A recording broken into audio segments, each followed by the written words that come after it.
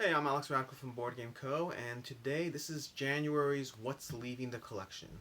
Technically it's being filmed in February, but it's for all the games I kind of cut in January. We did one of these back for December, and this is now the second one of those videos. So this is just a very quick blurb of different games and why they're leaving the collection, starting with Dice Throne. Dice Throne is a game that I'm getting rid of this, as well as the full second edition, second season battle chest. I will go into a separate video as to why that one is going, along with Codex. There's a bunch of these games, two-player card games, that I will be covering in a separate video as to why I'm getting rid of them, but Codex is also joining that list. This is the full deluxe thing. It's stuffed in the core set, but it's the full deluxe everything. Sadly, unlike Dice Throne I played a lot, enjoyed, but I'm getting rid of. Codex I've wanted to play a lot, but haven't actually played at all. From there, we also have andExceed. Well, let me do this one first. We have Escape, Curse of the Temple. Escape, Curse of the Temple, big box. I played Magic Maze quite a bit with my daughter and really enjoyed it, and figured I would get Escape back. I had it way back in the day and got rid of it.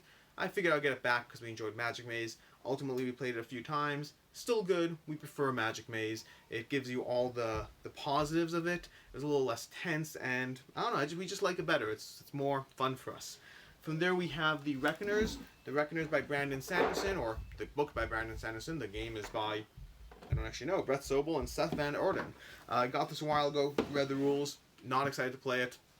I kept it for a while, kept hoping it would get to the table, but at no point have I really felt the drive to play it, and it's kind of gotten to the point where I feel it's just going to sit on my shelf unplayed, while other games that I'm more excited about just keep taking an earlier spot. From there, we have Legacy of Dragonholt. Legacy of Dragonholt is a game that I sat there, got it, built characters with my daughter and my wife, and then we never played it.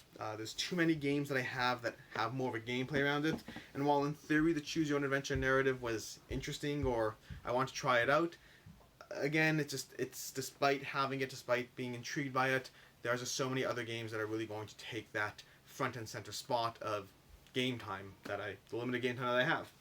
From there, we have Star Realms. Star Realms is a game that I had for quite some time, getting rid of this as well as Star Realms Frontiers. Great game, accessible, easy to get to the table. I kept it for a long time because of that easy to get to the table, and yet it has not gotten to the table. Easy or not, if a game is not being played, at a certain point I have to con Marie, say goodbye, thank you for the joy you've given me, and move on to the next games. Then from there we have Battlecon and andExceed. Far more than the two little boxes I'm holding up here, Battlecon and andExceed, but a whole bunch of boxes in the corner that I'm getting rid of. I have a lot of Battlecon and a lot of andExceed, not everything, but a lot. And again, this is going to be covered into a video as to two-player card games and my thoughts on them and what's changed over the years. So I'll be covering those in a separate video. From there, we actually have some games I don't have present to hold, but we have Ragusa and Architects of the West Kingdom, along with Combo Fighter. Combo Fighter is, again, the two-player card game genre, and Architects and Ragusa are games I did separate videos on, and sadly did not make the cut. And lastly, we have Catan, and this is kind of a big deal for me. Catan has had a place in my collection since the very beginning. I've kept it with any number of justifications as to the fact that someone else might come over, and I have everything. I have Catan, Traders and Barbarians, Catan Explorers, Seafarers, Cities and Knights, and of course the base game, which I guess is not everything. There's a lot of Catan out there.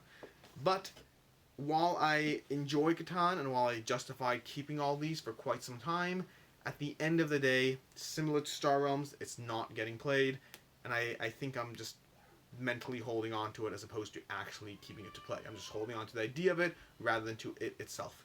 That's basically it. These are the games that I'm getting rid of in February and January, and they're all good games. I mean, the ones I've played at least are basically all good games. Ragusa's the only one I kind of would say I didn't enjoy. Everything else just isn't making the cut because there's always incredible games out there. Too many games, not enough time. I've covered this in many other videos, including how to keep a lean collection. And this whole pile over here, this is me keeping a lean collection and continuously purging the things that I don't believe will hit the table, even though I want to keep them, even though I want to hold on to them. But you gotta make hard choices. This video is brought to you by Board Game Co. I'm Alex from Board Game Co. Head on over to our site, boardgameco.com, or you can trade with us at boardgametraders.com, or you can sell to us. Buy, sell, trade, whatever you need to do to get your way to a better collection. You need to cleanse your collection and figure out what to do, doing what I'm doing, getting rid of games you're not playing anymore. Come on by, sell or trade them to us. And if you want to go ahead and buy more games, because there's a reason you have to keep purging, boardgameco.com. Give us a shot. Until next time, this is Alex Radcliffe, and these are the games leaving my collection in January.